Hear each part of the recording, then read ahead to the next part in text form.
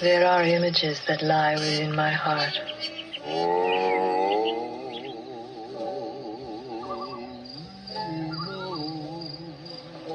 Images with the power to recall the warmth of a summer's night. The stillness before a storm. Reminding me of the first time I ever saw him. You go. When he stopped and asked directions to Rosamond Bridge. A moment when there was nowhere else to go. Except towards love. Tomorrow. Warner Brothers presents the most passionately read love story of our time. Clint Eastwood. Meryl Streep.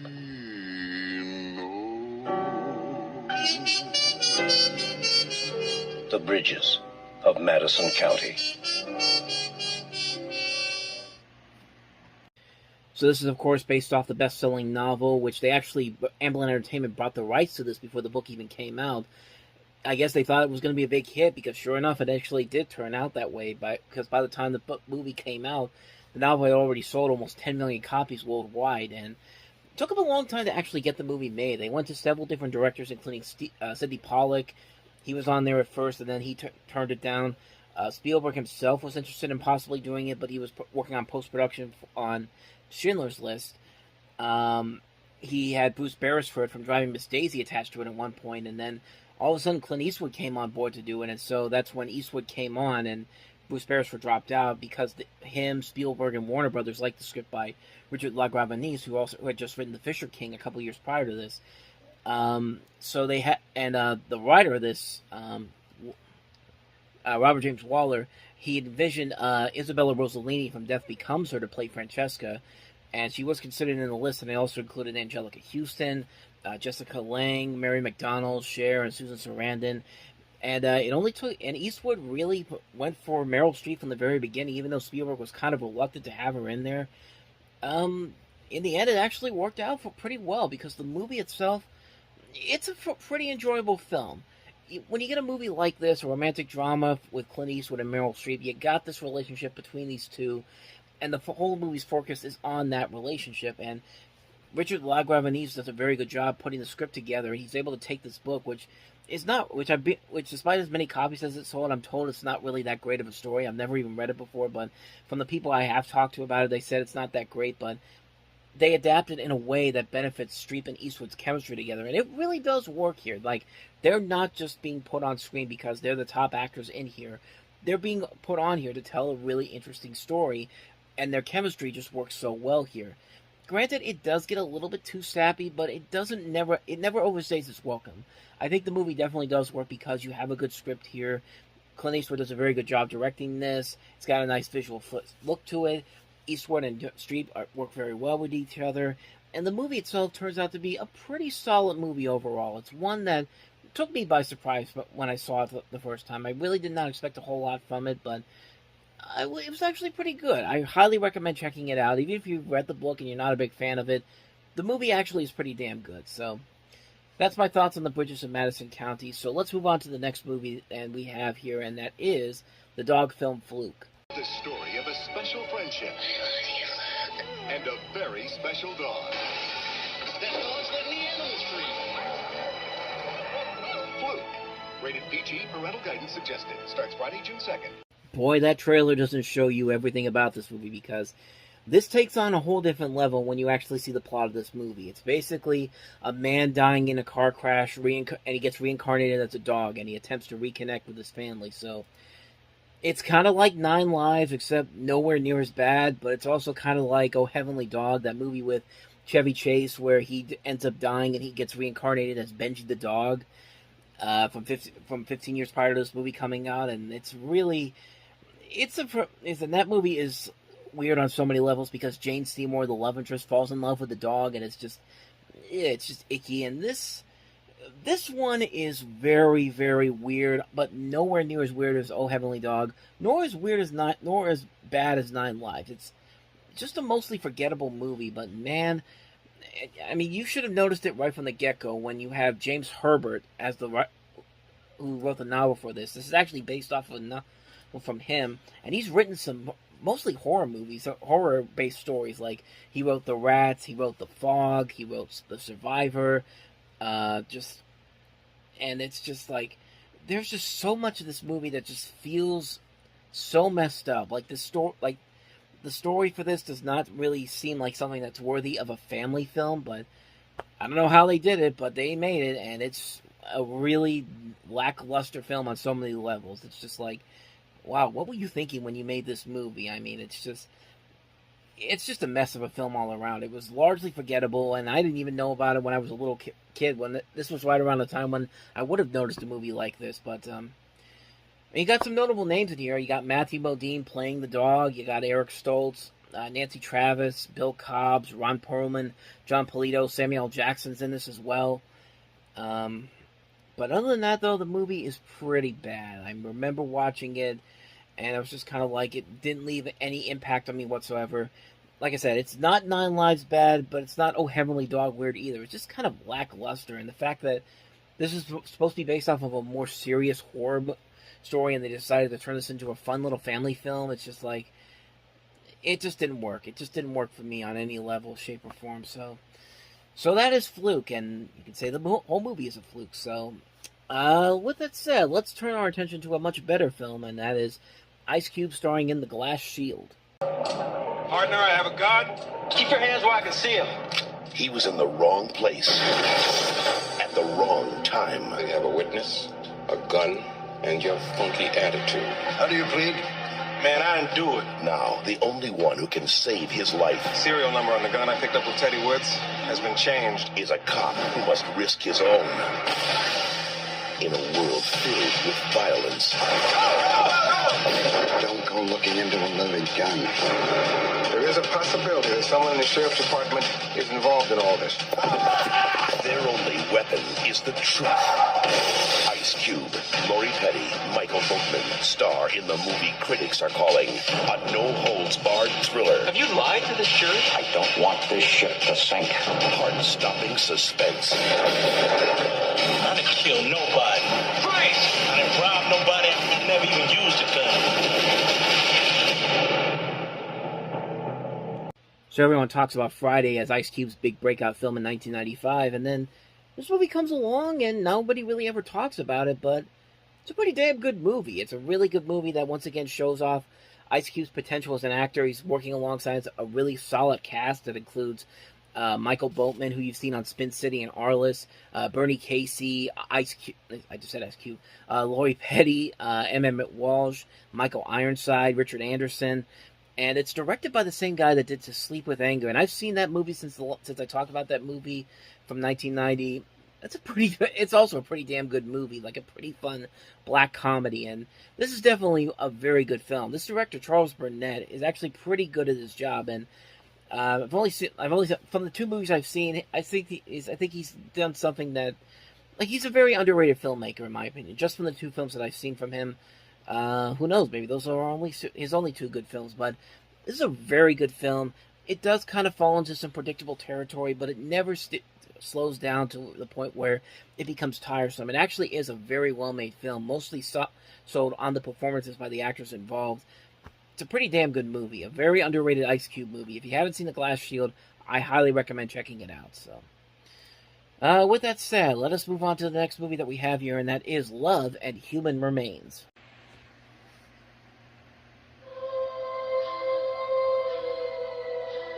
Do you ever feel like you're nothing like anyone else in the world? Only all the time. From the acclaimed creator of Jesus of Montreal and the decline of the American Empire comes the story of people looking for love. Just what the hell's going on here? Anywhere they can find it. Could I take you up for something sometime? What if you turn out to be some kind of sicko? Well, do I look sick to you?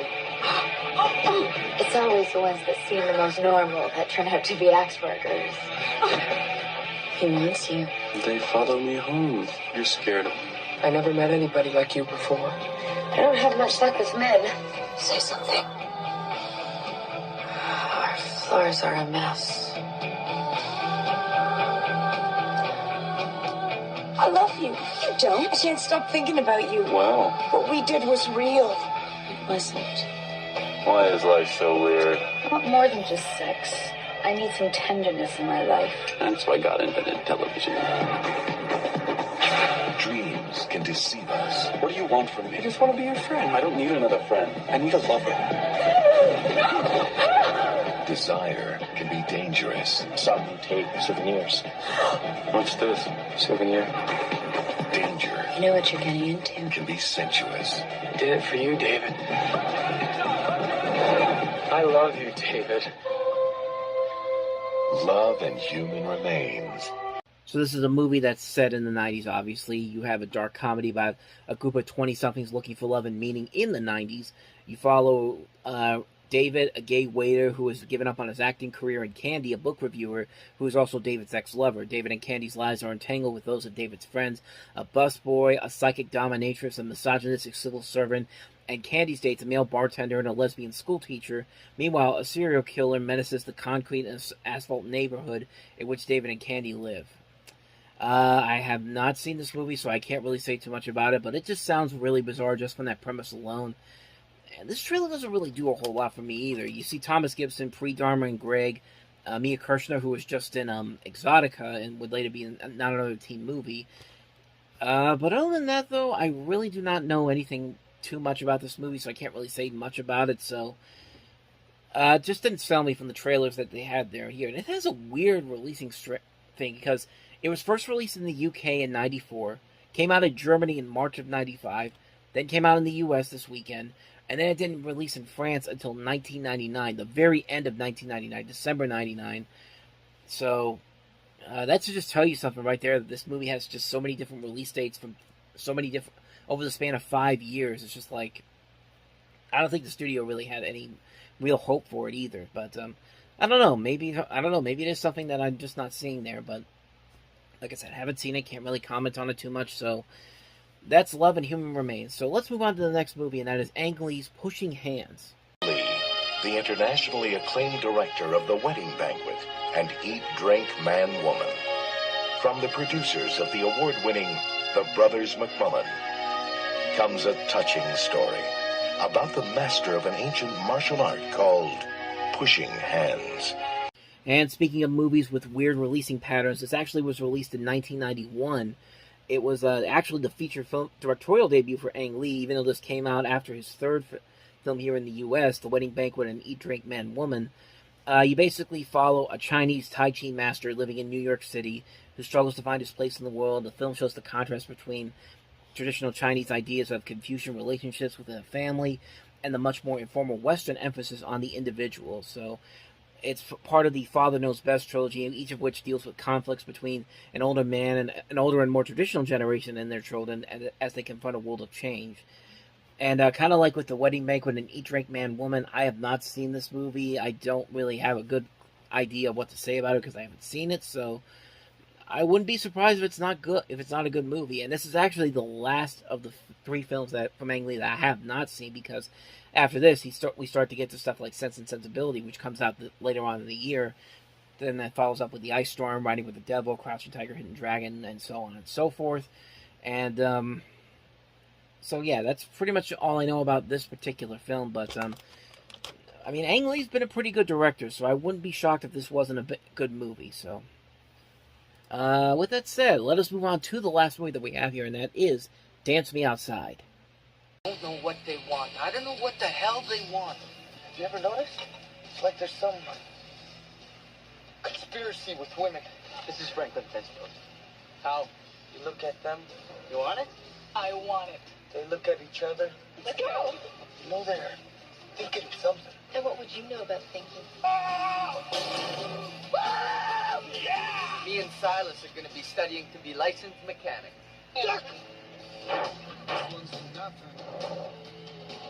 Come dance with me. Let's go dance. Dance me outside.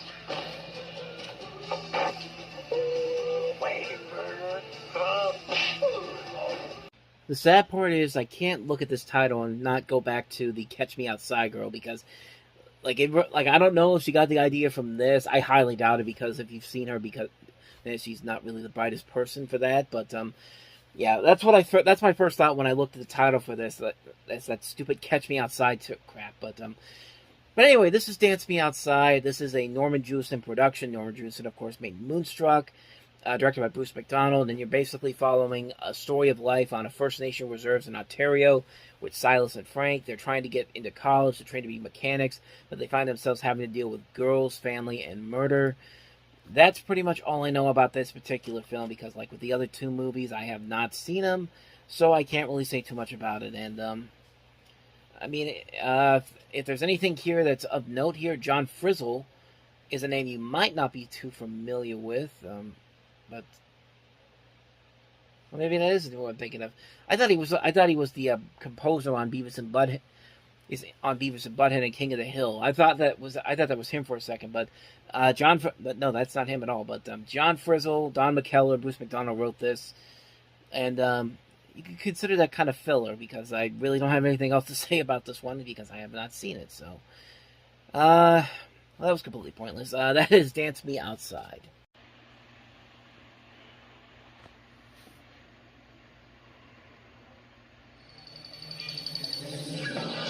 From producer Kathleen Kennedy and director Frank Marshall. From screenwriters John Patrick Shanley and Michael Crichton, the best-selling author of Jurassic Park. In a high-security communications control room in Houston, Texas, a young scientist watches a video transmission coming from the African jungle, 10,000 miles away. What she sees is a mystery that will draw her deep into an unexplored wilderness and into a race against time, where man's missing link guards the key to the world's most advanced technology.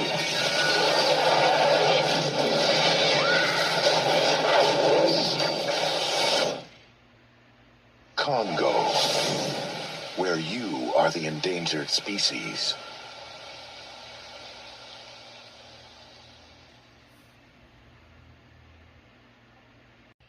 Unfortunately, the movie did not live up to that pretty badass teaser trailer that they put out. Yeah, and the sad part is you see Stan Winston doing the visual effects for this. I mean, this is the guy that did those groundbreaking effects for Terminator 2. He's done a ton of great visual effects in the past, but when you see the visual effects of this movie, specifically with the gorilla Amy, this is a bad, bad movie. This is a horribly, horribly made movie, and despite all the talent that it has on here, I mean, you're talking about Frank Marshall, who also produces with Kathleen Kennedy, John Patrick Shanley, Michael Crichton, a cast that includes Laura Linney, Dylan Walsh, Ernie Hudson, Joe Don Baker, Tim Curry. A pretty fun idea based off of a really good book, but this just feels like a knockoff of Jurassic Park. I mean, this is Paramount basically trying to make their own Jurassic Park style hit, which it wasn't that. It did make a ton of money, but it was not a big hit. It was not a Jurassic Park caliber hit, but nevertheless, the movie really, really misfires big time.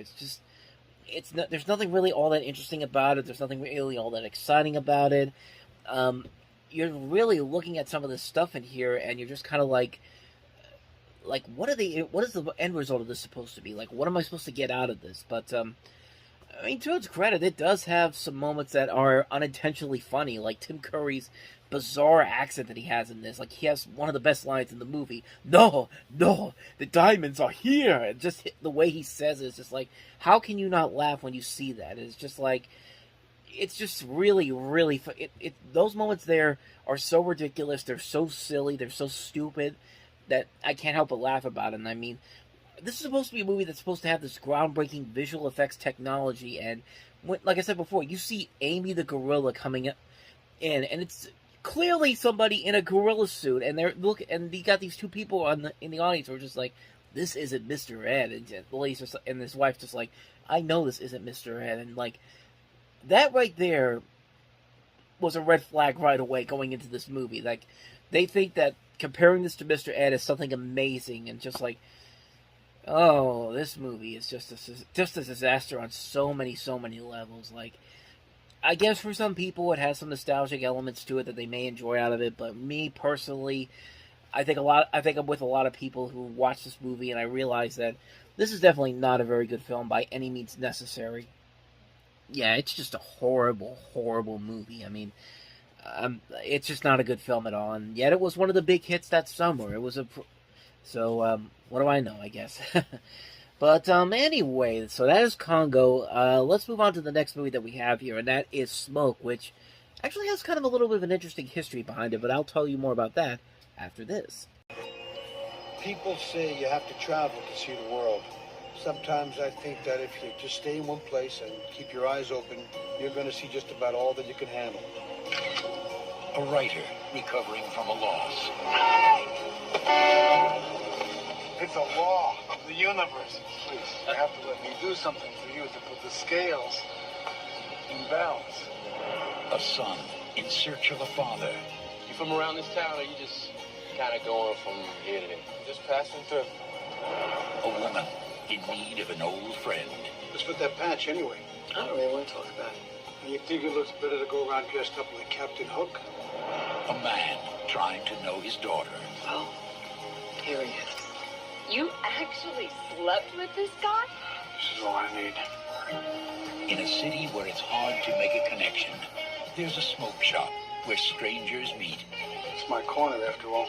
Things take place there, too, just like everywhere else. And lives are changed forever. Black is black, and white is white, and never the twain shall meet. Well, it looks like they've met in this apartment. From Wayne Wang, director of the Joy Luck Club. And award-winning novelist Paul Auster. Comes a very special human comedy. He's my father, and I'm his son. Straight from the heart. Maybe one day you'll grow up and be a great man like me. William Hurt, Harvey Keitel, Stockard Channing, Harold Perrineau Jr., Ashley Judd, and Forrest Whitaker. It's a good story. You can't share your secrets with your friends, then what kind of friend are you? Smoke. So Smoke basically is kind of the Big Chill, except it takes place mostly within a cigar shop. It also has kind of a little bit of a feel of Clerks because it takes place over in this one corner in Brooklyn, and you're just following the misadventures of all these different people that are around, and the characters in this particular film include such names as the names that they mentioned: William Hurt, who was in The Big Chill, Harvey Keitel, Stockard Channing, a young Harold Perrineau, Jared Harris, Giancarlo Esposito, Ashley Judd, Forrest Whitaker, Malik Yoba. Some very notable names here. It is a well-made film. It does a very good job of creating some likable characters that you can relate to. The stories behind them are very interesting and engaging, and it balances out the comedic and dramatic elements very well. And while I won't go as far as to say it's kind of it's a Big Chill for the 90s, it's very much in that same line. It's not quite there, but it definitely has a lot about it that really does make it work. And the reason why I said this was an interesting film was because of what they did with a movie that came out later on in the year with pretty much a lot of the same people that made this movie, which is called Blue in the Face. Now, what happened with Blue in the Face was that's more of a lighthearted comedy kind of, but that was filmed over a 5-day period as a follow-up to this movie. They actually made this during the production of this film with Keitel starring in it. He stars in that one, and the other actors in that one ad-libbing scenes and characters between takes. And they essentially made a sequel using that improvised material, and that one has some names that also include you see Giancarlo Esposito in that one as well, but Roseanne Barr is in it, Michael J. Fox, Lily Tomlin, Mira Sorvino, Lou Reed, Keith David, RuPaul, Madonna, Jared Harris. We'll delve into that one a little bit later on in the year, but if I have to compare the two movies, needless to say, Smoke is the better film.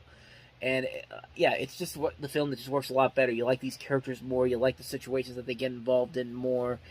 With Blue in the Face, like I said, I'll delve more into that when we get to that movie's release, which will be in October of 95. But wanted to bring that up as I talked about Smoke, and that's pretty much all you need to know about it. It's a very underrated film. I say definitely check it out if you get a chance to.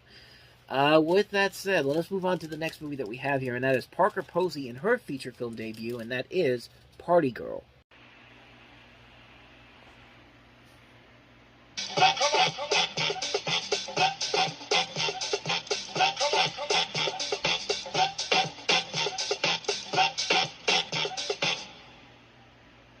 Life goes by so fast. What's the point? What do you want me to do, huh? I don't have a job. I'm a loser. Shoot me. Excuse me, can I get a falafel with hot sauce, a side order of baba ganoush, and a salsa, please? You want Lebanese delight?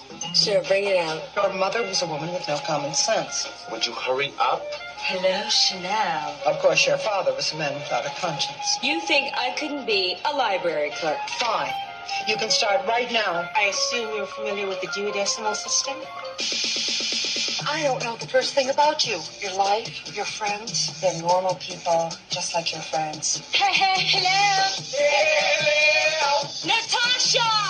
Leo, I'm going to be 24 soon. I haven't done anything. No, what happened here? They're organized by the Dewey Decimal System. Yo, there are over 1,000 albums here. They were a mess. What are you, my mother? Don't mix those up. Mary, they're jeans. Vogue magazine calls Parker Posey wickedly funny. She's got a personality like a neon exclamation point. You won't believe what I did last night. It was possibly the wildest night of my existence. I'm happy to see you're practicing safe sex. First Look Pictures proudly presents... Sometimes you can be kind of goofy. Parker Posey. She's good. You've outdone yourself. So silly. The party is just beginning. Party Girl. Hello. I should say that this is her leading film debut, and there's a lot about this movie that's very interesting too. For one thing, this movie actually premiered first online back in 1995. Remember, this is 1995, and the computers were not really a household name just yet, but they were just on the cusp of getting more and more prevalent, and certainly not where they would be. They certainly weren't where they were today, but this actually premiered on the internet on June 3rd, 1995. It actually came from a company called Point of Presence Company, and it appeared in their offices. Posey welcomed internet viewers and then introduced the film, and it was very interesting. It's a very interesting story to see that, but this also, this movie apparently has more of a following than I thought it did, because they actually did make a Fox TV series off of this the year following this, starring Christine Taylor from the Brady Bunch movie, but that didn't last very long. I think it only lasted about like 4 or 5 episodes, but as far as this movie goes, it's a pretty fun movie. This is directed by Daisy von Schlielmauer, who's made Woo. She also made the Madeline movie. She had a little bit of a career going in the 90s, and then she kind of petered off after that, but it's a fun little comedy, and I think Parker Posey definitely shows why she could be a really good leading actress in a movie, and this is definitely a very good movie for her to star in. You also have Guillermo Diaz from Half Baked in here. Liev Schreiber's also in here. It's a well-written movie, a very funny movie, definitely of the time period of the 90s. Not much more you can really add to it. It's just a really fun little comedy, and I didn't think it had that much of a lasting legacy, but I guess it kind of did. So, very underrated movie. Definitely check it out if you can. Party Girl. So, with that said, on to the next movie, and that is Wigstock, the movie.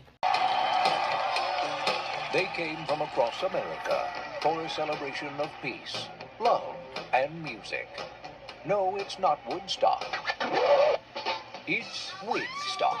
Oh my God! My name is RuPaul, supermodel of the world. A place to let your hair hang down. I can't go 3 days of that dirty drag. Or tease it all up. Oh, the men dress up like women. You don't like the music? I don't know, man. It's weird. Where every day's a good hair day. This is Wigstock headquarters. I really wanted to know if you thought it might be possible to put a wig on the Statue of Liberty. Do you think that would... Hello? It was the drag queens that taught me glamour. Most of the queens do drag because they like women's clothes. It's a tribute to women. The Wigstock dancers! The Samuel Goldwyn Company invites you to share the music. I want to. Last year I didn't get to perform. And this year I've been given a whole minute. The madness. Happy Lightstorm. I don't wear that dress. You don't hurt nobody. Who's she hurting? The mascara. I know you, and you, and you are out there just wanting to put a wig on, just like me. Wigstock, the movie. An event so big, missing it would be a drag. Go out, get a wig, and strut your stuff. So this is a documentary focusing on the annual drag music festival that had been held in New York City's East Village in the 1980s and 90s. And shows a lot of stuff from the 94 festival, which included Crystal Waters, D-Life, Jackie B, Debbie Harry, Lee Bowery, Joey Arias, the Dueling Bankheads, RuPaul, of course, at the height of his mainstream fame. Alexis Arquette is another name in here. John Kelly. Basically just goes behind the scenes, examining the rehearsal process of a number of the performers in this. You follow a lot of the different people that are involved in the festival and all that type of stuff. I've never seen this movie before, so I can't really say anything about it. But it doesn't look like it's a bad movie. It looks like it looks like a very interesting documentary, and you know, it could be something very interesting. Like, it could be something that could be very intriguing, even if you're not the biggest fan of drag queens and drag people and drag in general. But it definitely looks like it could be something very interesting. But like I said, I haven't seen it, so I can't really say too much about it. But definitely does show some promise, though. So quick review on that one. That's Wigstock, the movie. Let's move on to the last movie that we have here, and that is Arizona Dream. Johnny Depp, star of Edward Scissorhands, Benny and June, What's Eating Gilbert Grape, and Ed Wood, shines again in Arizona Dream. Leo, Leo, Leo. His uncle wants him in the family business. You need to sell cars. I don't want to sell cars. But he's got other drives on his mind. You're his fiancé. And this sleepy little town is about to get a wake-up call. That I understand. Johnny Depp, Faye Dunaway, Jerry Lewis, Lily Taylor, and supermodel Paulina Poroskova prove the West is still wild. Thank you. Arizona Dream. Another one I never really heard of. Supposedly this movie was shot back in 1991, and it didn't get an official release until France put it out in 1993, and then it eventually came to the U.S. the following year, and then I guess they re-released it this weekend. It looks like a very interesting movie. I mean, Johnny Depp, Jerry Lewis, Faye Dunaway, three different, very, very top-tier actors in this movie. Definitely could be a very interesting film. I see it's got some decent reviews for it. It looks pretty interesting. It doesn't really look like it's anything crazy groundbreaking, but it could be a lot of fun. I'm very curious to see how Jerry Lewis, Faye Dunaway, and Johnny Depp would play together on screen. Like, it could be something very interesting, but overall, I haven't really seen this movie, so I can't really say too much about it, but I'm definitely intrigued by just that casting trio alone. Like Depp, Lewis, and Dunaway in one movie like this definitely has a lot of promise to it, and reviews for it are pretty good, so maybe there's something here. So other than that, this is another quick review for you. So that's Arizona Dream. Riddle me this, riddle me that. Who's afraid of the big black bat? In an uncertain world, in a chaotic time, justice wears a mask.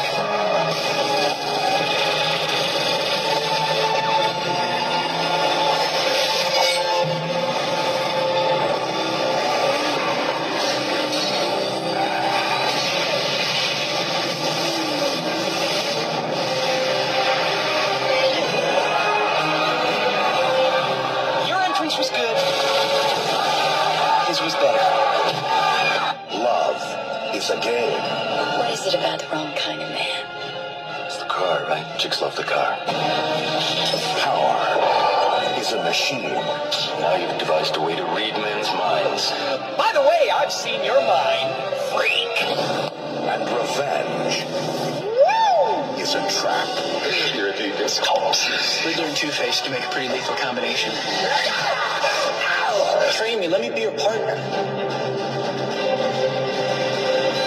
Who's your tailor?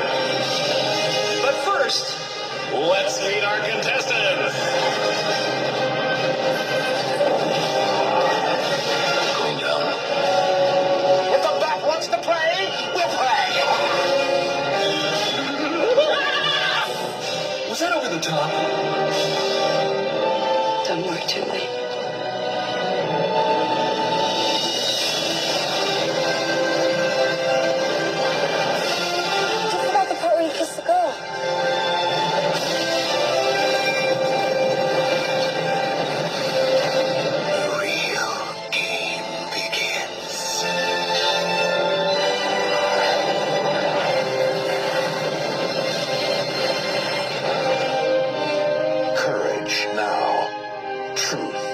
ways.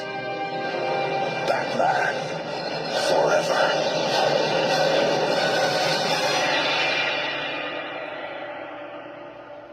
So, of course, Batman Forever is most notoriously known as the first movie without Tim Burton at the director's chair. He was replaced by Joel Schumacher after Batman Returns was a mostly mixed reception film, both critically and financially, and it caused controversy with McDonald's, and Warner Brothers wanted to do a more safe and marketable Batman movie. So they bring in Joel Schumacher. They also replaced Michael Keaton. You have Val Kilmer starring in this one. Basically his only Batman movie, even though he was asked to return for Batman and Robin, but he decided not to do that. But yeah, Batman Forever, the whole point of this movie was to make Batman more safe and marketable, and the end result is a pretty decent film. While it's not anywhere near as good as the first Batman movie, it does manage to fix a lot of the majority of the problems that were in Batman Returns, and the film itself does deliver what it promises, an enjoyable, fun action film. I think one of the highlights of the film, most of all, is that the cast fits the roles mostly well. I'll talk about some of the ones that don't in just a moment, but Val Kilmer, I think, does a good job of blending both the portrayals of Bruce Wayne and Batman very well, giving them each his own identity, making it easy for people not to figure out who he is, even though, I gotta say, like, watching Val Kilmer smile in that bat mask and all that, like, why did Warner Brothers think that would be a thing to sell in that trailer? It doesn't look good there. It doesn't look good in the movie. I don't know. Like, Nicole Kidman, I think, is cast very well as Dr. Chase Meridian. She's not really given a whole lot to do, though, except to just be sexy, which isn't a bad thing, per se, but, I mean, hey, you put Nicole Kidman in any sexy clothing or lingerie, and I'm good on that front, but they don't really give her a lot to do. It doesn't completely they don't really use her all that much. She's just there to be kind of the damsel in distress, even though she's trying to be more like sort of a Vicky Vale or even sort of a Selena Kyle from the previous movie. But I don't know. Whenever I see her on there, it's just kind of like there could have been a whole lot more that could have been done with her. You know, Chris O'Donnell does pretty good as Dick Grayson. He's pretty good for the most part. He actually does contribute to the film up until the end of the movie, where he's basically kind of like with Dr. Meridian. He's like kind of there to just be something for Batman to save. I mean, I thought Jim Carrey overall as the Riddler wasn't too bad. I thought he was okay for his own interpretation of that character. I mean, if I had to pick the best version of the Riddler, I have to go again with the animated series. I mean, John Glover just perfectly fits that role so well. I think that's a really good version of the Riddler that's very hard to duplicate. And I know that Paul Dano tried his best earlier last year with the Batman, which he was okay in for the most part, but there were times, where he did kind of take it a little bit too far, a little bit too over the top, like even more than what Jim Carrey does in here. And I mean, Jim Carrey was at least fun to watch in this movie, but let's talk about the elephant in the room, and that is Tommy Lee Jones as Harvey Dent. I mean, wow. That was bad. That was really, really bad. I mean, good Lord. This was a horrible performance. I mean, I don't know what the hell they were thinking with Harvey Dent. I mean, he was never this crazy in the comics. And again, go back to the animated series. They gave Bull from Night Court the chance to do this, where Al Pacino could have easily fit into that role. Remember, he was actually being considered for that role in Batman the Animated Series, but eventually Richard Mole ended up beating him. And you know what? He made that character his own. He made a great character. I mean, you wouldn't think that Bull from Night Court gives a much better performance as a Two-Face than Tommy Lee Jones does. But the biggest problem is that I think Tommy Lee Jones went way too crazy for the role of Harvey Dent, and Dent was never like that in the comics, nor was he like that in the TV show. I don't know what they were thinking. Just maybe Joel Schumacher's mentality of go over the top, go crazy, took that a little bit too far, but it's a really bad performance. It makes Jim Carrey look sensible. I mean, that should tell you everything you need to know about that. But I thought the overall action sequences were shot pretty well, mostly because of the cinematography by Stephen Goldblatt. The sets in his look very impressive. You are starting to see more CG sets being thrown into this with the newer computer technology, and for the most part, it meshes okay. The story itself pretty much plays out like in Batman Returns. There aren't as many plot holes this time around, and the film does run a lot smoother than the previous film. It's definitely better than Batman Returns, but it still doesn't peak at the levels of what the original Batman did. I mean, for the most part, everybody's doing the best job that they could. The action sequences are nicely done. The story works very well. It does run a lot smoother than the previous film did. He had one task when it comes to make this movie, to make it safe and marketable, and he succeeded in that. I wouldn't consider it one of the great superhero movies, but it's still a fun movie. And, of course, it gave Joel Schumacher more creative control in the next movie, which, yeah, we will eventually get to that one when we get to 1997. But in the meantime, that's Batman Forever for you. So let's move on to the other movie that came out this weekend. It was a limited release for it because it would come out in wide release the next weekend, but it came out in limited this weekend. Disney's follow-up to The Lion King, the animated feature Pocahontas.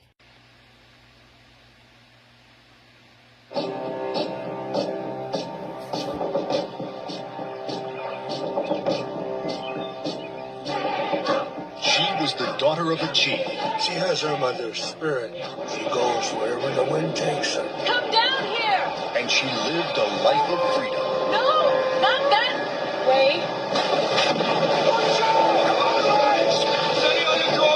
He was an explorer, searching for adventure in a new land. Come on, men. We didn't come all this way just to look at it. Let us hope they do not intend to stay. I'm counting on you to make sure those heathens don't disrupt our mission. I made it myself. But though their worlds were very different, These pale visitors are strange to us. No one is to go near them. their destinies were one. From Walt Disney Pictures comes the story of an American legend. Who are you? Pocahontas. Along the hidden pine trails of the forest, come taste the sun-sweet berries of the earth. Come rolling all the riches around you, and for once never wonder what they're worth. Hello, John Smith. The tree is talking to me. Then you should talk back. He's handsome, too. Oh, I like her. She believed in her dreams. Mokuam has asked to seek your hand in marriage. I think my dream is pointing me down another path. Followed her heart. What are you doing here? I had to see you again. You'll be turning your back on your own people. I can't believe you. And found a love that changed the world. Let the spirits of love guide you. I love him, Father. On June 23rd, Disney presents its all-new 33rd full-length animated motion picture.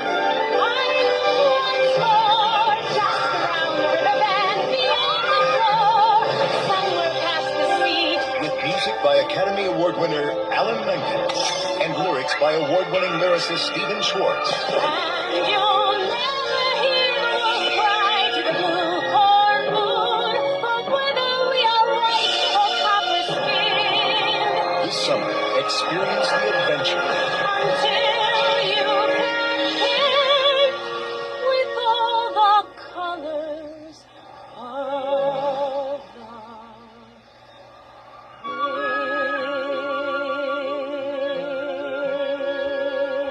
wind. Pocahontas.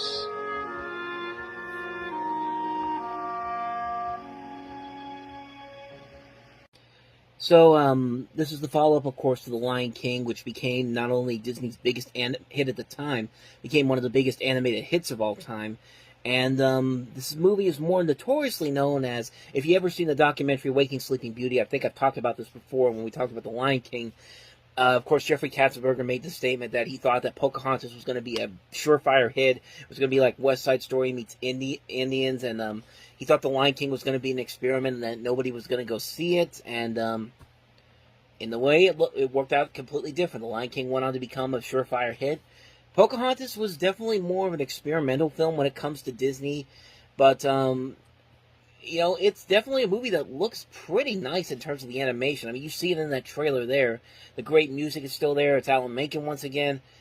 But the story really is lackluster. It turns one of the greatest stories in American history into a cheap romantic drama. I mean, the relationship between John Smith and Pocahontas was never meant to be seen as romantic, but not in this movie's case. It's got to be West Side Story meets Indians, and it's not very good in the story department, along with a lot of the historical inaccuracies and the fact that Disney kind of bribed a lot of Native Americans to basically say good things about this, even though it's been widely said that they were basically being paid out to say that, no, this is completely historically accurate and all that type of stuff. And it's just like, Yeah, you could stretch the truth a little bit with the historical aspects, but in this, it really does seem like 75 to 80% of this is just fucked up just to make the movie go with this BS romantic plot line they're trying to establish, which, again, was never meant to be that way.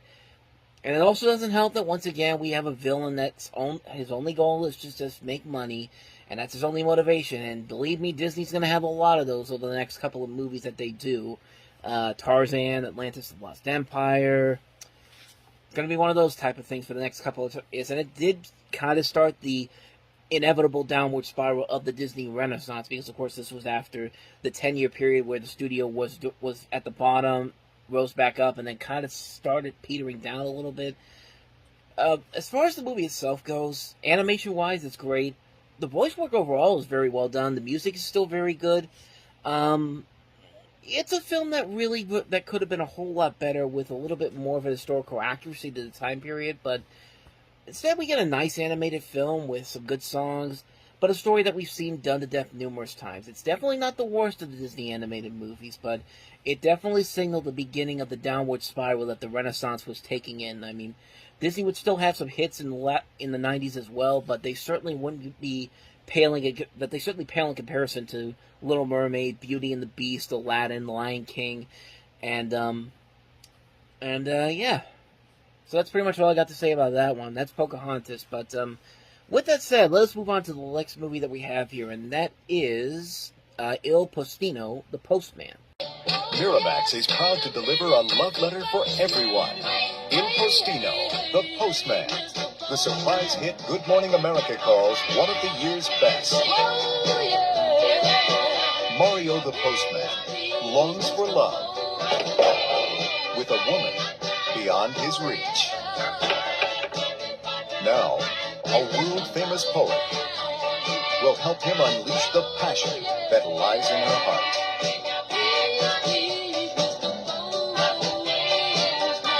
Rent the movie that Siskel and Ebert gave 2 thumbs up.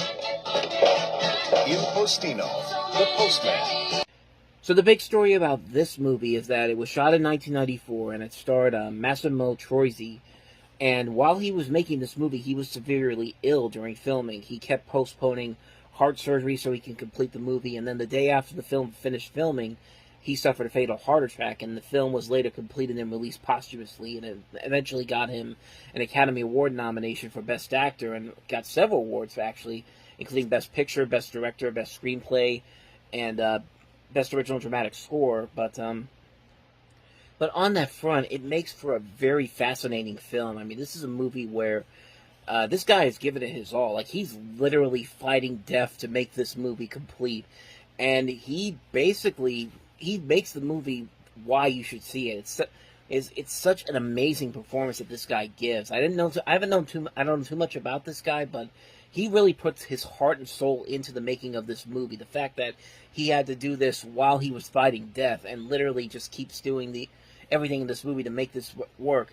And it never feels like he's rushing into it. He's committed to the story, and the chemistry between him and this person that he falls in love with just works so well. The casting in this is very well done.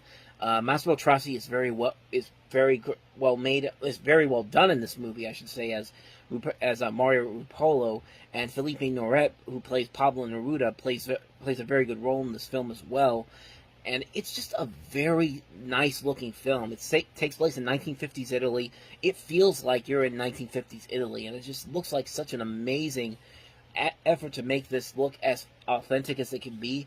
And it is just something that just sticks by with Massimo Troisi fighting for his life, making sure that this movie gets finished, and the way he's committed to this character and this performance. You definitely see it here on screen. It's it's the reason why you should see this movie, just to see how much somebody is willing to go, even though there's a chance that they're going to be dying almost immediately, to just keep going, keep doing what you love, and then doing it until you finally croak and die. It's just like, it sounds morbid what I'm trying to say here, but the point is, this movie is pretty damn amazing. I really did not go into this with a whole lot of expectations for it, but man, I really enjoyed this movie a whole lot. I want to get a physical copy of it one day so I can actually watch it anytime I want to. I'm pretty sure I can, but yeah, I can't recommend this movie enough. It's one that a lot of people don't know about, but it's definitely one you should check out if you want to see a good feel-good movie, like a well-made film overall, a well-made period piece, something on the lines of kind of like La Dolce Vita in a way. It felt like kind of like that, but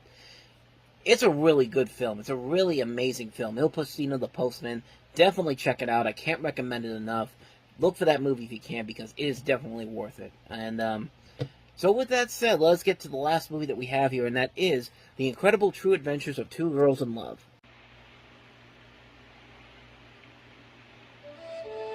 Heard you're hanging out with Randy Dean. So what if I was? She's pretty much of a freak. We have to stop meeting like this. I don't even know why I hang out with them. Because we love you, Lee. Want to go for a drive? I left that note in her locker like a year ago. What if she never got it? What if somebody else got it? I got your note. I really want to hold your hand right now. I've held hands with a girl before. Girls like me. I came out to a girl at school today. How'd it go? You're not weirded out, are you? Why should I be? Most people are. Do you have something you want to tell me? How come we didn't know about this before? I mean, you don't seem gay. I didn't say I was gay. I said I was in love. Underneath it all, I am the same person. Underneath it all. It's funny. I think that you're under some kind of spell or something. If you were going to turn gay, you'd think you could at least choose someone who's pretty. You're so beautiful. Evie! You come back here! Do you hear me? I'm going to kill you! You could have helped me. What, like I'm going to stay there? She's screaming, it's a girl! It's a girl! Tell me where you are. I'm on the road. I'm going to kill you. I'm looking for two teenage girls. Did our husband send you?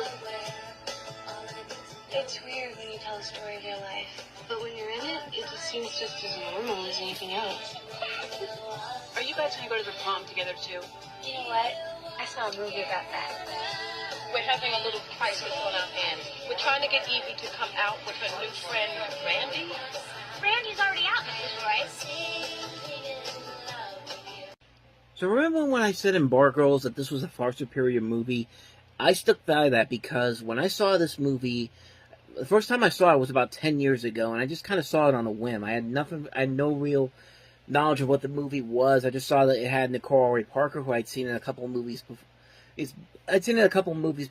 before I saw this movie, and I also knew who Laura Holloman was. She was on the L Word, and it's a really charming movie. Like, it's a very well-made film. It's a nice little love story between these two women that doesn't feel like it's forcing anything on you. It doesn't feel over the top or crazy. It's a simple love story between these two girls, and these two women, I should say, and it's just well acted on both fronts. The movie is Parker and Holloman work off each other very well. The chemistry is very good. The comedy overall is really funny. It's a nicely made romantic comedy. It feels like a Hollywood romantic comedy, except with the focus being on the fact that it's two women instead of a guy and a girl. And it's very well done. It's a very well made film. It's a very unique film for what they were trying to do for the time period. And it's just a very good movie with two likable people in the cast in the leading roles, and just great comedy, great romance between these two. Their relationship feels very authentic and real. It doesn't feel like it's phoning anything in on you or trying to send a message or anything out there. It's just two women who really love each other, and it doesn't feel forced on you. It doesn't feel like it's doing anything crazy or anything extravagant to get full attention. But what they do here is deliver a strong story between two people, and it works very well. Very funny, well casted. I highly recommend checking this movie out. It's one that I really did not know too much about when I first saw it, and I'm glad I saw it because it was a nicely made film. The Incredibly True Adventures of Two Girls in Love. I highly recommend it.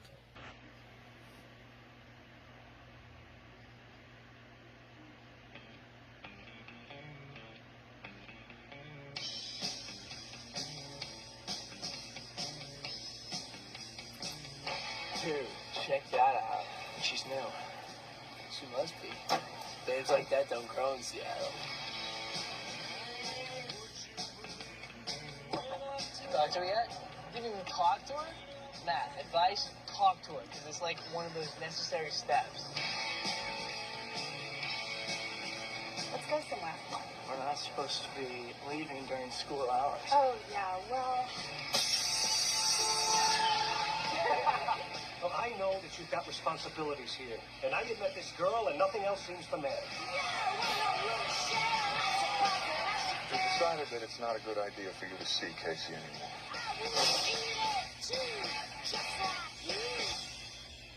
Sometimes the best plan is no plan at all. We have the whole country to run around. We gotta know where we're going. We make our own rules. We go where the wind takes us. And the best direction is anywhere. Casey, come on. Perfect. We need to see straight. Why am I doing this? No way. Gift. For you. How'd you pay for it? Your dad's card. Damn it, Casey, you didn't. Well, what's the big deal? I mean, he'll get free air miles. Touchstone Pictures presents Chris O'Donnell, Drew Barrymore. This is forever, isn't it? Yes. This is forever. In a film about what scares us. If you had the choice to know whether you're going to die or not to know, what would you choose? What drives us to the edge. And what brings us back for more. Mad Love. So in a way, this is kind of like the Generation X version of Bonnie and Clyde in a way, except these guys are not really criminals until very later on. But this is a weird movie. I mean, this is one that I saw a long time ago. Don't really remember a whole lot of it. I think this is the only one of the new releases that I've seen that we're going to talk about here. But from what I remember from it, I don't remember it anything being too spectacular. This came out before Chris O'Donnell kind of launched his name into more of a prominent role with his role in Batman Forever, I should say, not Batman and Robin. And then Drew Barrymore was slowly but surely coming into her own as an adult actress.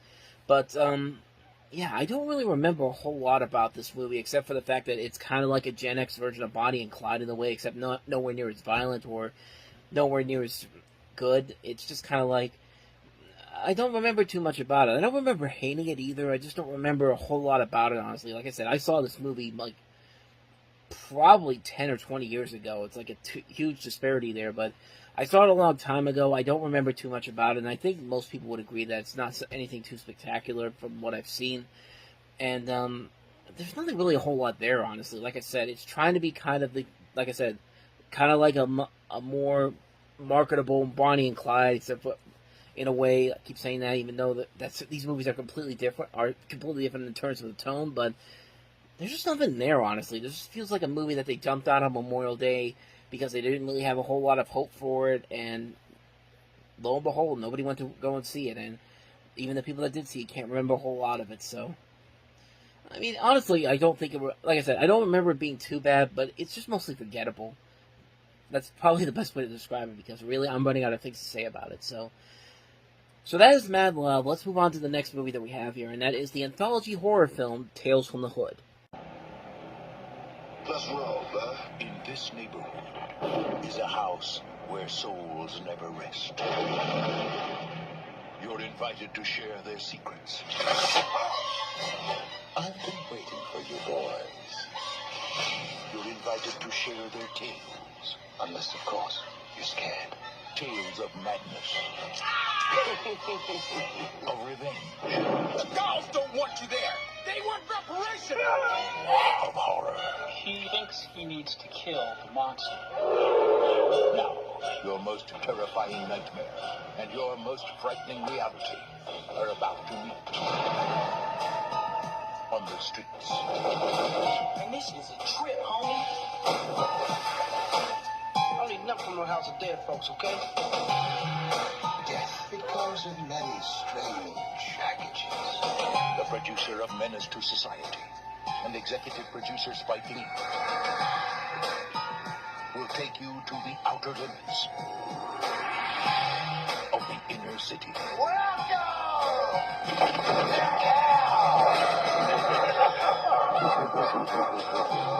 Tales from the Hood. Chill. Or be chill.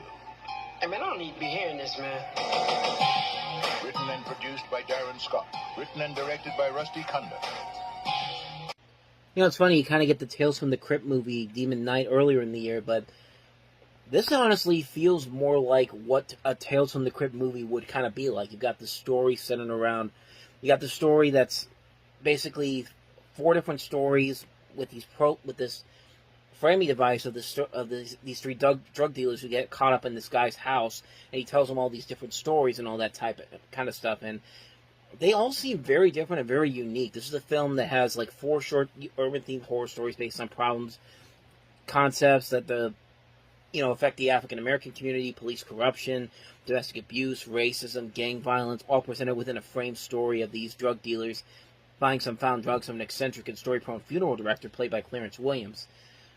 Like I said, I haven't seen this movie, so I can't really say too much about it, but from what I hear about it, it is pretty good. It's a movie that feels like it's a mix of both horror and comedy. Like, these feel like stories that you could probably see in Tales from the Crypt at some point, but they're all very much centered around the African-American community, and like I said, they follow all these different things that the concepts that they deal with, and I've heard a lot of people say it's actually pretty good. It's something that maybe I'll check out I was going to check out one day, but I never really got around to it, but what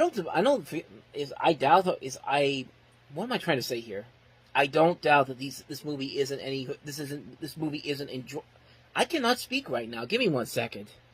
I don't doubt that this movie is pretty good. That's what I was trying to say. I mean, good lord. Like, I could have stopped and did it again, but I'm almost done with this. So, this is directed by Rusty Cundiff, who did Fear of a Black Hat. We talked about that movie before. He also did Sprung. He also sadly was one of the directors on movie 43. So, not the best director's credits I see here, but like I said, I don't think that this movie could be that bad. I mean, from what I've heard about it, it's actually pretty good. So, yeah, like I said, something Monday I'll definitely check out, but it's really hard to see that with all the other stuff that I've been doing. So, with all the other movies I've been checking out, that's what I'm trying to say. So, bottom line, this movie could be pretty good. I want to see it. I just want to get around to it. I just can't get around to it at any point, but hopefully I will at some point. Maybe this Halloween I'll definitely check it out, but, yeah, I keep hearing a lot of good things about it. Tales from the Hood. So, with that said, on to the next movie, and that is A Pure Formality with Gerard Depardieu and Roman Polanski.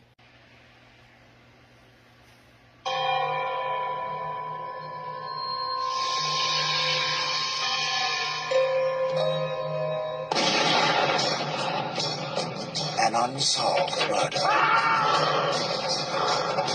An uncooperative suspect. An unrelenting inspector.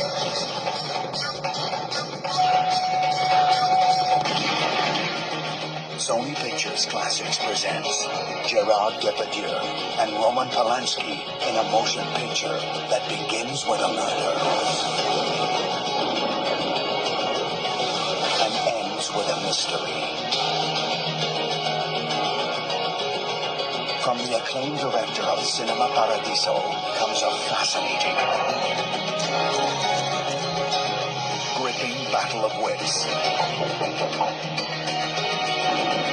full of stylish intensity. A splendid, thought-provoking mystery that will keep you guessing and guessing. Two of the biggest names in cinema face off in a psychological thriller that the Los Angeles Times says opens with a bang and never lets up. A Pure Formality. That's right, Gerard Depardieu and Roman Polanski duke it out to figure out whose crimes against humanity is even worse than the other ones. And let's be honest, Roman Polanski probably wins that one, but that's completely off subject altogether. There's a movie that's directed by Giuseppe Tornatore, who also did Cinema Paradiso, a movie I really liked that came out at the beginning of the decade. And I never really knew that Roman Polanski did a lot of acting roles like this. I know he'd been in a couple of other movies, like Rush Hour 3, I know he was in. He was also in Chinatown as well. I didn't think he did a movie like this where he played kind of a supporting role in this, and it looks pretty promising. It looks like a very intriguing film between this writer and this detective, and they're trying to figure out what this is, who's involved in this murder and who did it or not. It seems like a very interesting film. I don't really know too much about it because, like I said, I haven't seen it. So, I mean, it definitely could be something interesting. So, let's get on to the last of the movies that I have to look over, and that is Stalingrad. Ihr seid ausgewählt worden, weil ihr die Besten seid. Vergesst das nie. Jetzt erwarten euch neue Aufgaben. Bataillon, stillgestanden! Weiß inzwischen irgendjemand, wo dieser Scheißzug hinfährt? Wie wär's denn mit Stalingrad, meine Herren? Ist das der erste Fronteinsatz? Jeder muss mal anfangen, nicht?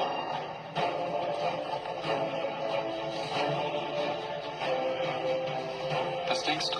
Ich denk nichts. Weil du hier anfängst nachzudenken. Im Namen des Führers.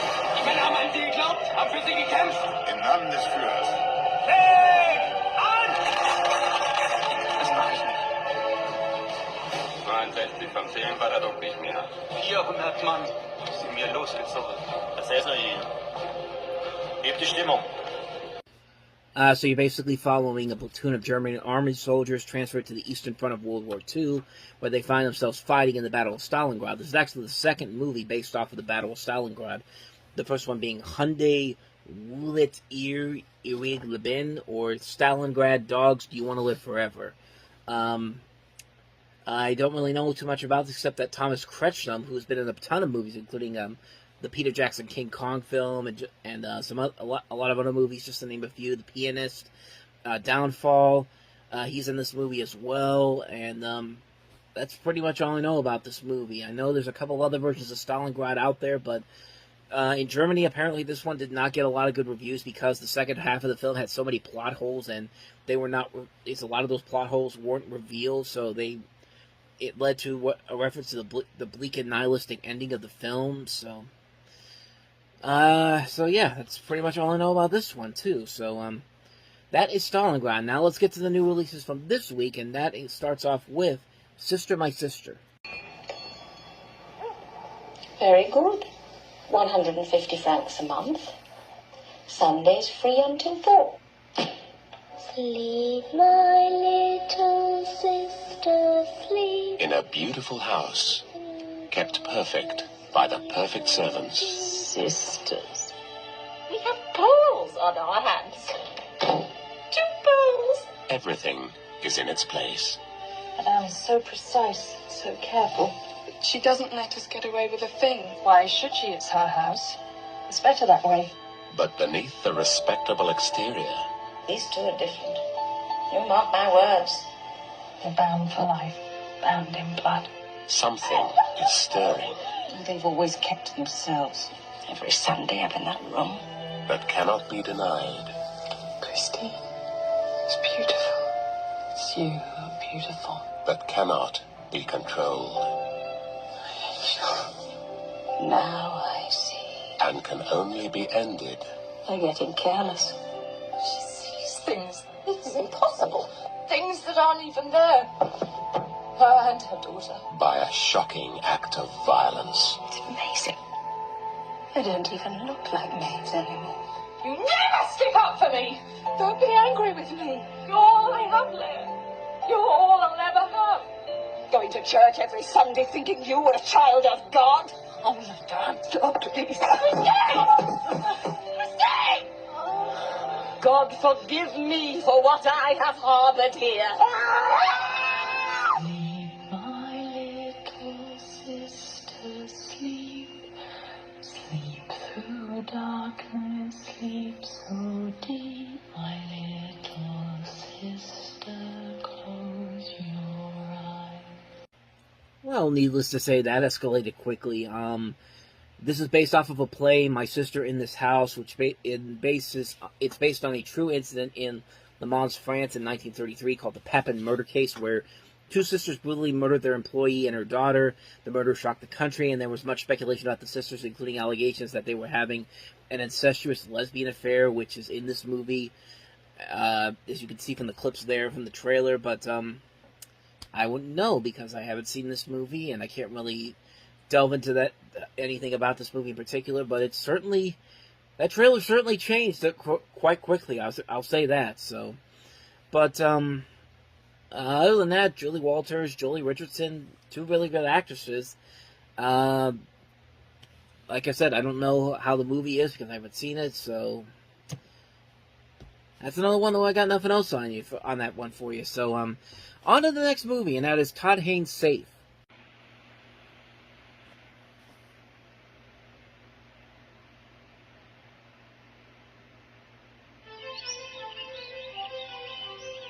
What are you doing? Still have this head thing? What the hell is going on here? It's in the air, in the water, in our homes. Oh my God. It cannot be seen, cannot be heard, cannot be stopped. We can turn it on and off like a switch. We just don't know how to make it go away. Oh.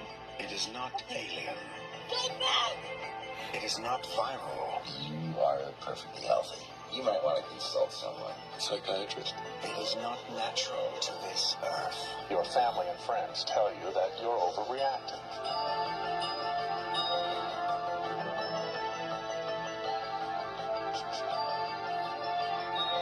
Where can you go when no place is? Safe. It's out there. So like I said, this is directed by Todd Haynes and stars Julianne Moore. It's set in 1987 following Morris, a suburban housewife in L.A. whose monotonous life is abruptly changed when she becomes sick with a mysterious illness caused by the environment around her. And that's a very weird trailer, and it's a very convincing trailer. It's a trailer that's got me very interested to see what this movie is about and what actually happens in it. I mean, it kind of feels like a take on a mix between Outbreak and the Invasion of the Body Snatchers in a way. But, yeah, that trailer was very interesting. It's one that definitely has my curiosity for. Todd Haynes is a director who, he's made some decent stuff before. He's done Mildred Pierce. He's done I'm Not There. Carol was a very good movie. Far From Heaven. Velvet Goldmine. This is one of his earliest films, and it does seem like a movie that could be very interesting. It has a very interesting concept to it, so definitely one I want to see at some point. It's got my curiosity, so. With that said, on to the last movie that we have here, and that is The City of Lost Children.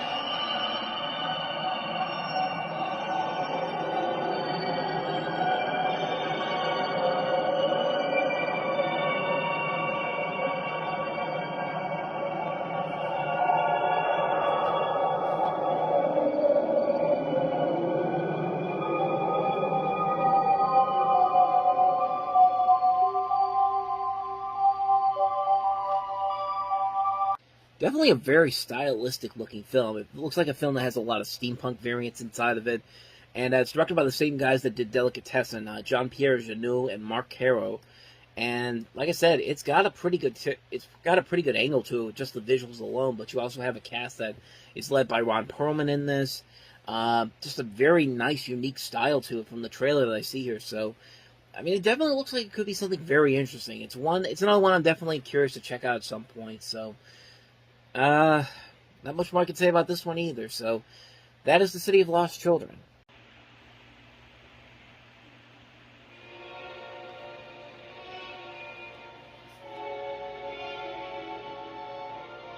On the 13th minute of the 13th hour, the 13th Apollo mission was launched. A million things could have gone wrong. Our next broadcast will be from the surface of the moon. On April 13th, one did. Houston, we have have a problem. We got a wicked shimmy up here. Houston, we are venting something out into space. It's definitely a gas of some sort. This is Houston. Say again, please. It must be the oxygen. You see what I see? Flight. Their heart rates are skyrocketing. We have a 401 alarm. That can't be real. Oh, man, it is 580. Jack, what's the story here? I keep losing radio signal. That can't happen. It's got to be instrumentation. We got some serious time pressure here. We're looking at less than 15 minutes of life support left. Like they're all over the place. Damn, we're losing it. We never lost an American in space. We're sure as hell not going to lose one on my watch.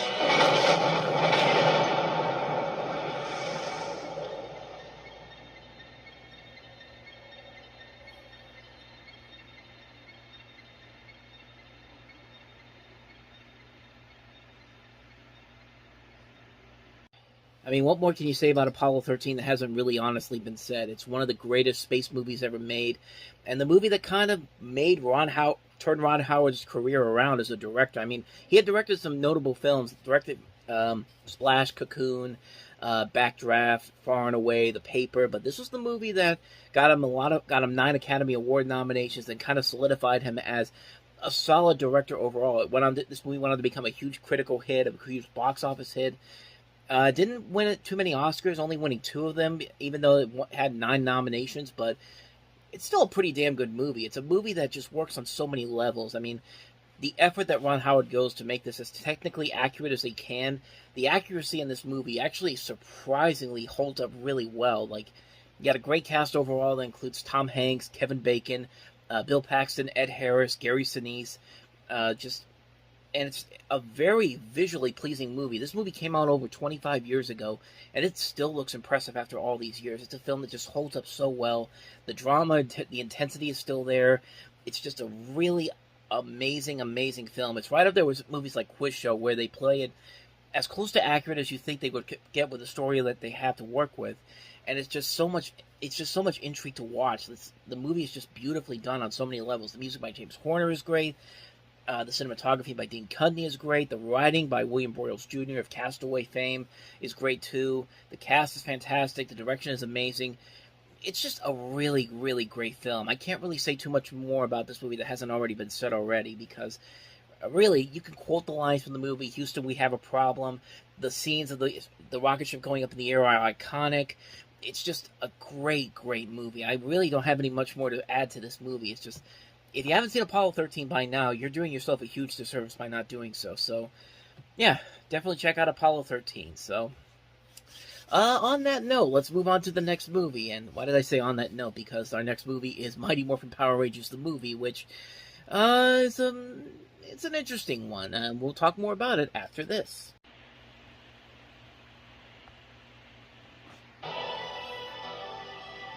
This summer, our world will come under attack The mayor has declared a state of emergency. by the most evil force ever known.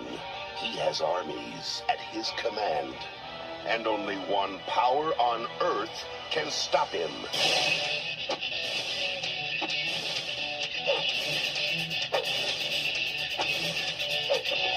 Welcome to my nightmare. Now, the ultimate adventure begins.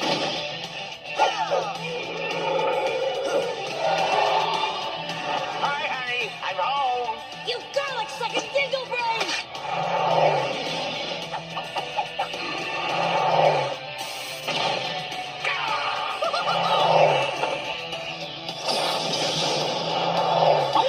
We're the Power Rangers. Ooh, where's my autograph book? More action. More adventure. More power. The ooze is back.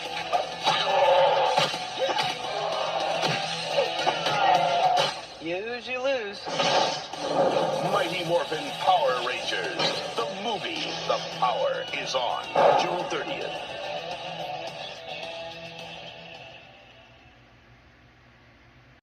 I mean, Fox really wanted Mighty Morphin Power Rangers to blast off into the big screen, like become a major hit, because I remember watching commercials for the Pagemaster, and at the end of one of the commercials, they had a thing basically saying, go see the Pagemaster, and you get a free poster for Mighty Morphin Power Rangers, the movie. And I think the first trailer actually was on there. And, by the way, I have that poster right here. I didn't go see the movie, but I just got this on eBay not too long ago for a reasonable price. But you know what? It's a nice looking poster, too. It's a really good teaser poster that fits with the trailer that they had for the Pagemaster. And, in fact, let me show you that commercial I was talking about right now. The Pagemaster, rated G, starts Wednesday at theaters everywhere. See The Pagemaster, and kids get a free Mighty Morphin Power Rangers the Movie mini poster while supplies last. So yeah, they were expecting this to be a big hit right away, and confidentially, I'm fully admitting that I was a fan of the original Power Rangers, but like with most things I like, I stuck around for the original Power Rangers, and then kind of headed out after the newer incarnations happened. Like, when this movie was coming out, I was pumped. I wanted to see it on the big screen, and I never got the chance to do it. It was already out of theaters before we could see it. Instead, we saw Free Willy 2, which is another interesting movie, which we'll get to eventually. But I did eventually see the Power Rangers movies on video. I liked it back then, but as a kid, but it's been almost 30 years later, and I can freely admit that, yeah, it does not hold up well at all. It's a piece. I'm not gonna say it's a piece of shit, but it's a piece of shit that's not as bad as the other piece of shit Power Rangers movie that came out 2 years later, if you know about Turbo Power Rangers movie, which we will get to eventually. But like with Space Jam, another movie that I loved from the 90s that's not really all that great, there are elements of this that I do like, but the overall plot and outcome is just really ridiculously stupid. For one thing, the suits definitely got a bigger upgrade compared to the TV series. The suits the Rangers wear in this, they're nice looking, they hold up pretty well. A lot of the elements have a bigger budget from the TV show, like the Command Center looks a lot better, Alpha looks a lot better, Zordon looks a lot better. Those are the scenes you could definitely tell where the budget went into this, and it's a shame that the rest of the movie looks like garbage. I mean, the rest of this movie just looks bad. The CG effects are really, really bad. Like, the effects do not hold up whatsoever, especially on the creatures at the end of the movie. It's like, they look like creatures that you would see on an MS-DOS game, that computer game from the 90s. That's how bad they were. Like, the creatures in Zords looked like garbage. They were way better movies coming out at the time that had way better CG effects than this. And there were even TV shows that had better special effects than this. But at the same time, though, there are some effects that still hold up. Like the skeleton scene when they go off to the place they have to go to get these new powers at. There's a skeleton action sequence that actually still kind of holds up. It looks like practical effects, kind of. So I guess I got to give them that, but I think the biggest problem with the movie overall is that the movie had no purpose. The villain's motivation has no purpose. I mean, he basically just wants to take over the world, but in order to do it, he has to manipulate the parents of Angel Grove with ooze and turns them into zombies who can't be changed back unless they're doused in water by a kid whose parent is one of the zombies and is able to drive a train to the construction site on his own. And then the Rangers have to send Ivan Ooze, who has somehow taken over one of these creatures that they face at the end of the movie, to become a bigger threat to space, to be kicked in the nuts into Ryan's Comet. Does any of this make any sense whatsoever? No, of course not. Is it cool to look at? As a 6-year-old, yes, it was cool to look at. But you know what? As an adult, you gotta notice these type of things. And like I said, this is a bad movie, but it's not the bad Power Rangers movie. I mean, the problem with this movie comes from the lackluster story, bad villain development, some really cheesy CG effects. It's like they spent the $15 million budget on... That's the interesting thing. This had only a $15 million budget. It's like they spent it upgrading the command center, upgrading the suits, and going for more exotic locations, like shooting in Australia. And then that's all they had to work with. But I'm not going to lie. There are moments that are very good. There are fun moments. Like, the action sequences are silly but fun. Paul Freeman as Ivan Ooze does get a couple of decent laughs, but it does not hold up well as you think. But you know what? It's still a ton of fun, so... Plus, that soundtrack is amazing, too. I mean, that movie was my introduction to Van Halen's Dreams, and that's one of the greatest songs of all time. I don't care what anybody says. But, I guess so for that, I give it maybe 2.5 stars, maybe. But overall, it's not a good movie, but I will gladly take it over Turbo easily. Maybe not the newer Power Rangers movie, the one that came out recently, which was actually surprisingly good. But, we'll eventually get to those movies down the line, so... Anyway, that is Mighty Morphin Power Rangers, the movie. So let's move on to the next movie that we have here. Now, there's Sylvester Stallone in Judge Dredd.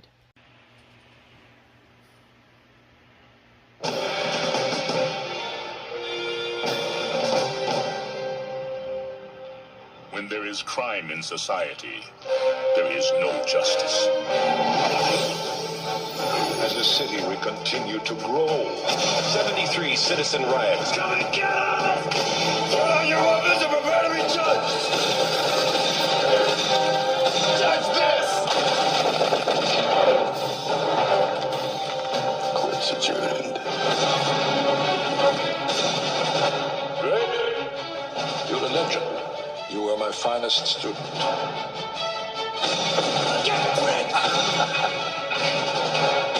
Dredd. You're under arrest. What's the charge?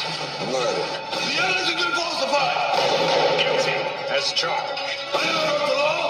I am the law. Chaos. The sentence shall be life imprisonment. The chaos. Dredd? Very crushing power. Excuse me? We're not together. It's not for this council to play God. Who says politics is boring?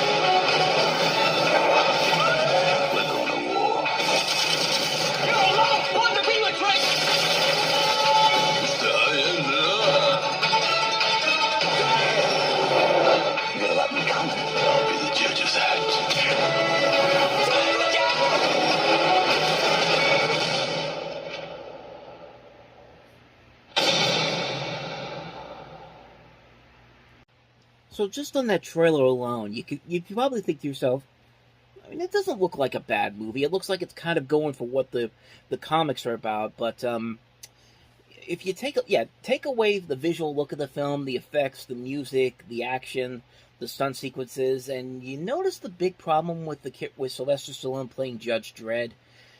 If you've read the Judge Dredd comics, you would know that Judge Dredd never takes his helmet off, and as you can see in this trailer, he takes his helmet off several times, which, okay, that's one of the big things that you shouldn't do with Judge Dredd, but if Sylvester Stallone can at least try to act like Judge Dredd, then maybe this could work. And no way, he can't do that. Like, this movie is a disaster, man. Like, this is a movie that's just kind of like, wow, you almost had this so sewn up, but because you have Sylvester Stallone, you can't just have him just wear the mask, because Judge Dredd never takes off his helmet.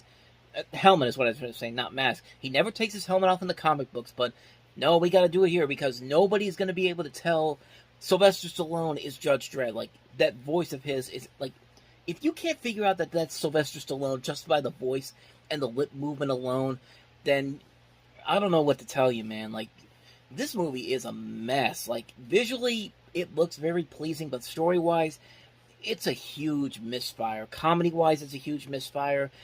The talent is there. There's potential there with all the people that they have in here, but the lines they're given are just so terrible. And, like, moments that are supposed to be threatening are actually friggin' hilarious. Like, Stallone and Armin Asante having a "you betrayed the law" sequence, and they can't just say the word law. They have to be like, "Whoa!" Like he's like a lion roaring or something.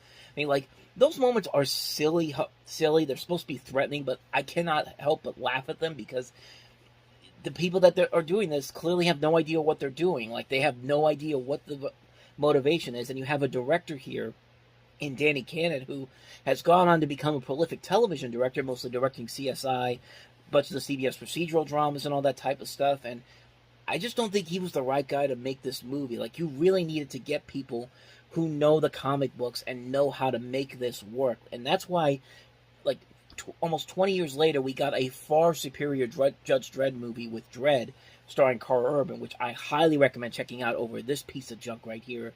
That movie just works on so many levels. It's directed by the guy who did Vantage Point, but you could tell that he loved the comics books so much that, and Carl Urban too. Like, you could tell that he loved the comics. That he said, "If I'm doing this, I'm not taking the helmet off." And like, they get the character down, and nobody went to go see it. It was a huge critical hit, but it bombed at the box office. It has gone on to have a huge cult following, and hopefully one day we'll get a sequel with Carl Urban again. But this movie was just so bad on so many levels. Like, Rob Schneider in this movie is just so annoying. Like in Demolition Man, he was fine in Demolition Man. He worked off Stallone very well in the little bits of the scenes he was in, but no, he has to be buddy-buddy with him in this movie, and it just gets so annoying so fast. It's just like, it's a mess. It's a mess of a movie. It was a movie that nearly killed Stallone's career. It's just, I got nothing else more to say about this one. This is a terrible, terrible movie. Judge Dredd, avoid it like crazy. So those are the 3 notable big new releases. There are 2 other smaller releases that came out, so let's talk about those briefly, and starting off with Bandit Queen.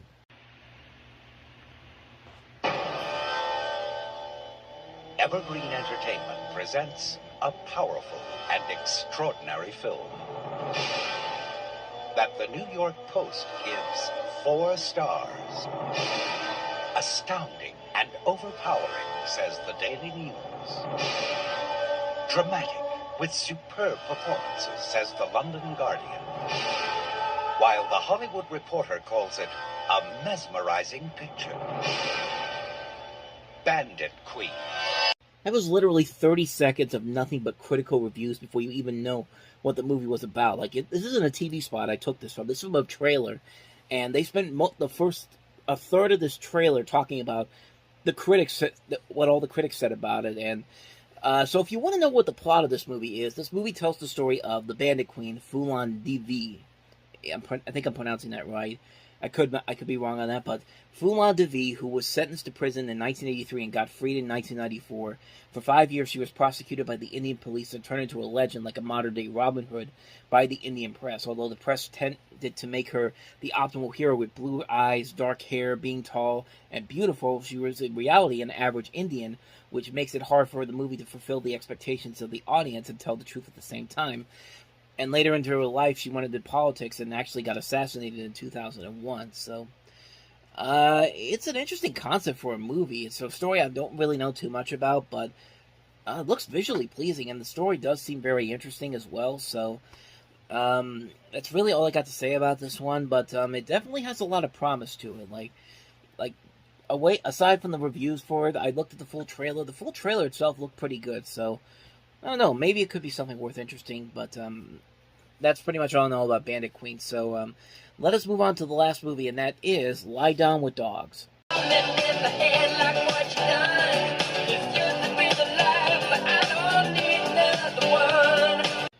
So the movie centers around a guy named Tommy. He's a recent college graduate who's broke and fed up with life in Manhattan, but he's gay, too, and he decides to drop everything and head for the ultimate seaside party town in Provincetown, Massachusetts, and finally start to bust loose. For one wild and glorious summer in the sun, Tommy finds exactly what he needs in this fun-loving beach resort: love, friendship, and a chance to party down.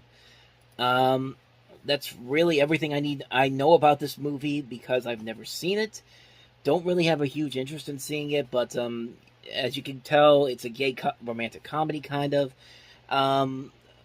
It's not, like I said, it's nothing that really makes me want to see it, but I mean, it could be something good, but it's something that I really don't have any interest in seeing right now or in the near future, but you never know, that could change. But I sincerely doubt it. But like I said, I haven't seen it, I can't really comment on it too much, but it's a movie that came out this weekend, so that is Lie Down with Dogs.